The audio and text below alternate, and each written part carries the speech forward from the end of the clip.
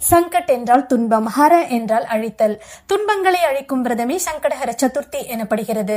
வசிஷ்டர் பரம்பரையில் தோன்றிய பரத்வாஜ முனிவர் நர்மதை நதி கரையில் தவம் செய்து கொண்டிருந்த போது நதியில் நீராடி கொண்டிருந்த தேவலோக மங்கையை கண்டு மனம் மயங்கி அவந்தி நகரில் அவளோடு இல்லறம் நடத்தினார்.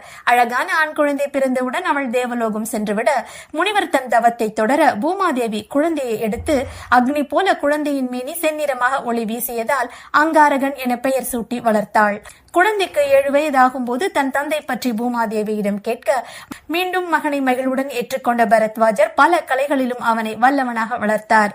நீ விநாயகரை நோக்கி தவம் செய்தால் சர்வ கலைகளிலும் வல்லவனாவாய், நினைத்த காரியம் கைகூடும் என்று கூற தந்தை சொற்படியே அங்காரகன் ஆண்டுகள் பல விநாயகரை நோக்கி கடுந்தவம் புரிந்தான்.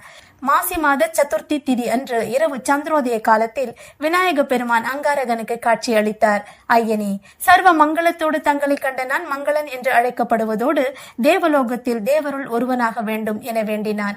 மேலும் வேண்டுவோர்க்கு நிறை செல்வம் அளிக்கும் செவ்வாய் கிரகமாகவும் இருக்கிறான். விநாயக பெருமானும் சங்கடஹர சதுர்த்தி என்று யார் தன்னை வழிபடுகிறார்களோ அவர்களின் சங்கடத்தை நீக்கி வாழ்வின் அனைத்து வளங்களையும் தருவேன் என்று வரமளித்தார்.